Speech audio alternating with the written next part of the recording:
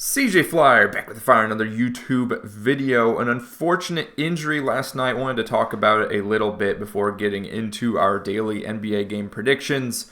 The Jazz versus the Mavs. Of course, being a Mavs fan, I'm trying to watch as many games as possible. And last night's game on Mavs TV, I'm glad that I didn't get a good look at the injury on the first, on the live look. But I regret looking at the replay. I recommend not looking at a replay on social media or anywhere else of this injury because it was pretty nasty, pretty gruesome.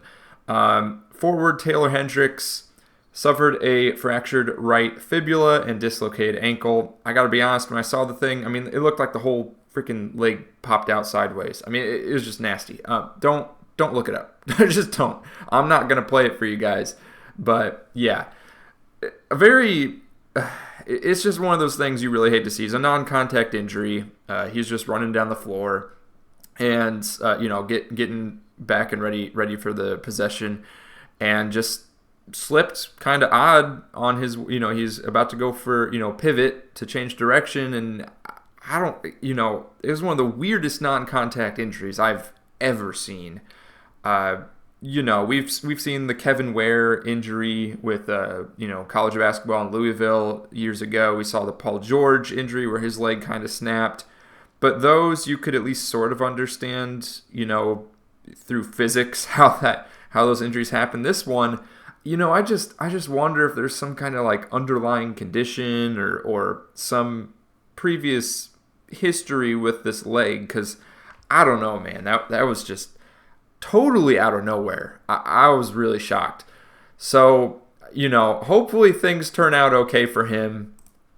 He's very young too. He's only in his second year in the league. He was a top 10 pick in the 2023 NBA draft. If you look at his stats from the first season, played about 40 games, and he had some good stats, man. Shooting above the league average on three-point percentage with 3.5 attempts per game. He's getting some boards. He's getting some, he's got some defensive contributions, doing a little bit of scoring. This guy seems like he's going to be a quality NBA player. Yeah, a little bit of a rough start to this season, but, he's still doing it on the defensive end and whatnot, and, the scoring will come around. But you hate to see it with the young guys, especially because they're not locked into these long-term deals. If we go look at his contract, at least he's on a top 10 rookie contract, right? So he's going to get paid decent dollars, but you still hate to see it with the young guys before they lock in those tens of millions of dollars, if not hundreds of $1 million worth deals, before having something like this happen to them. We're talking generational wealth here. So yeah, hopefully things will be all right, and he doesn't have a continuous injury history. Hopefully he'll recover well. So hope everything goes all right. That being said, talking about the actual game that happened with the Mavs. Mavs looked a bit shaky. The offense on both ends of the floor, a little bit rough. If we go ahead and look at the box score here. Actually, I want to pull up the summary. Just look at the scoring. We're talking, this is the NBA in 2024. The first half was definitely a low-scoring half. But nonetheless, there were some good things to see. Luka, one of the worst games I have ever seen from him. If there is ever an argument against him getting MVP this season, this would be the game to point out, because 15 points on 5 of 22 shooting. Wow, that's like that's not good. 1 of 9 from 3. He did get, had other contributions, 8 assists, 9 rebounds. He was facilitating when he wasn't putting up those shots. And what was crazy was it wasn't like the defense was that superb. Like, most of these shots he was putting up were wide open.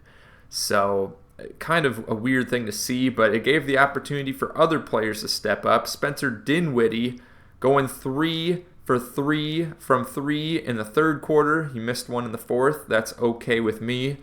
11 points on the game. Derek Lively doing Derek Lively things, getting lobs, getting other dunks, reverse dunks, getting blocks. He rised up for one. It was like that ball was at the height of like the box on the backboard. It was insane. Other players contributing as well. Quentin Grimes. Is that just me, or does Quentin Grimes look like his movement on the floor looks very similar to Josh Green? I don't know. Maybe I'm just maybe I'm just seeing things. I don't know. Maybe I just missed Josh Green being on the team. Klay Thompson, another great game. Yeah, his 3-point percentage, you think 4 of 11 doesn't look good, and then you realize 36% is actually right around the league average. So, good game from Klay. Good game from PJ. He's still been struggling. He missed the same corner 3 like 3 times in a row. He'll get there eventually, but yeah, his 3-point shooting has been, it needs much improvement. These first few games, not looking great. Same with Najee Marshall. His 3-point percentage will pick up eventually, I imagine. But overall, good look from the Mavs. And, as far as the Jazz goes, Lauri Markkanen, not the best game. But you saw some other flashes from some other players. So, anyways, yeah, great, very excited as a Mavs fan. They needed this win after Saturday's loss to the Suns. Other games around the league yesterday, the Chicago Bulls getting the comeback in Memphis against the Grizzlies, and I did pick them yesterday. That's why we're documenting this, okay? Point out my flaws, but also point out the wins we get, and betting odds definitely had the Grizzlies win this one, so I was pretty excited to get that. The Nuggets almost disappointed me. What did Westbrook do? Westbrook, couple turnovers, 3 of them from the field. At least it wasn't as atrocious as his other 2 games. But yeah, the Nuggets win to overtime in Toronto against the Raptors, getting their first win of the season. Yeah, the Nuggets are not looking so hot right now. And who else isn't looking so hot? It's the Milwaukee Bucks. The Celtics, the starters weren't even looking that good. Jaylen Brown only scored 8. Tatum only scored 18. But 15. What am I saying? I'm reading the plus minus. Jaylen Brown had 30 points. He did fine. Peyton Pritchard had 28. That's what I was trying to get to here. I need to stop. This column's messing me up. I'm used to points being on the far right. Yeah, the Bucks. There's a funny clip. I forgot to pull it up.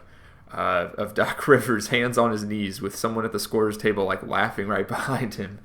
So, not a great start for the Bucks. They have the all-time worst coaching.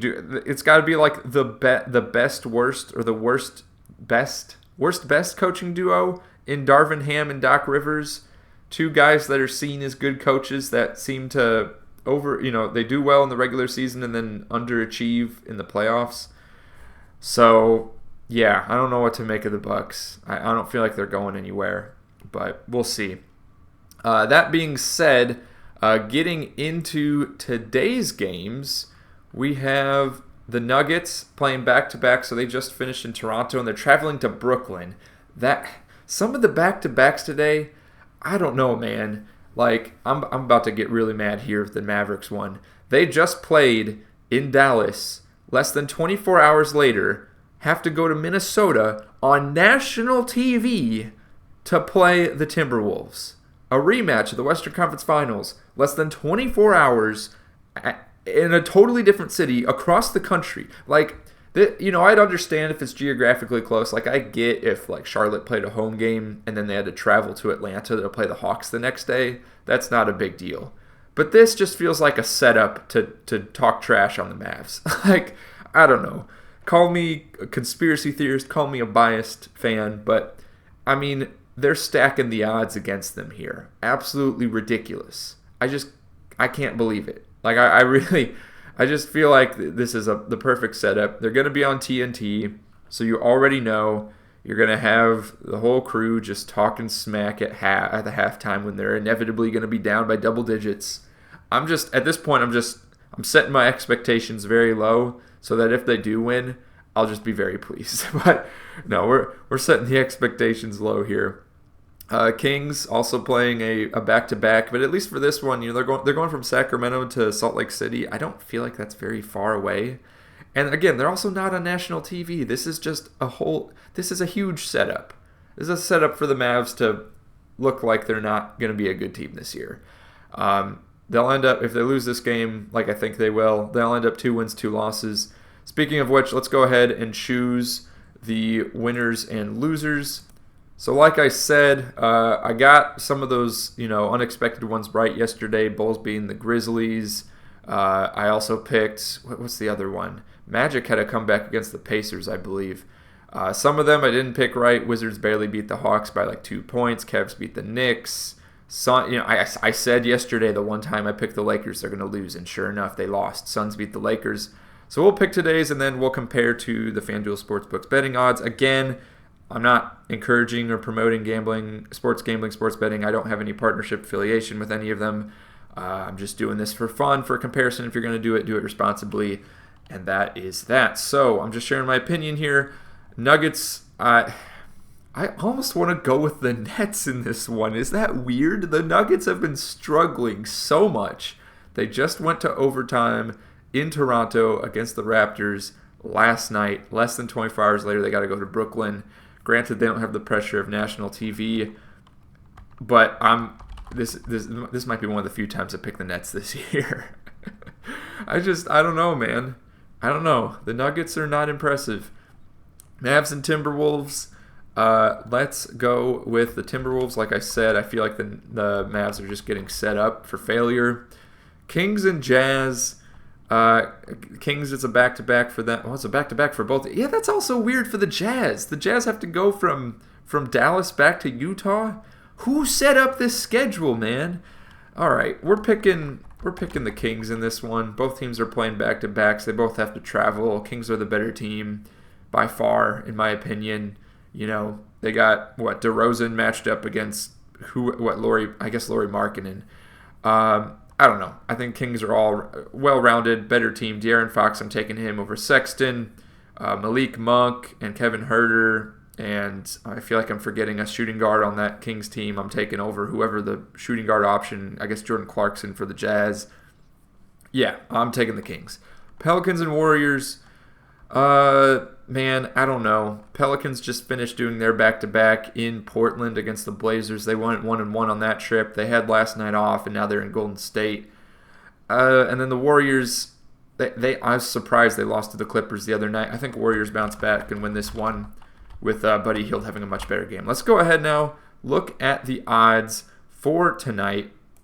Obviously, these can change as injuries get reported throughout the day, but right now it looks like the Timberwolves are favored against the Mavs. Not really surprised by that. Nuggets favored against the Nets. Kings favored. And the Pelicans. Pelicans are favored over the Warriors. Okay. Pretty interesting. So, got a couple of these were against the betting odds here. Let's go ahead and fill these out. So, Kings and then Pelicans by 1.5. That's the line. So, we'll see what ends up happening.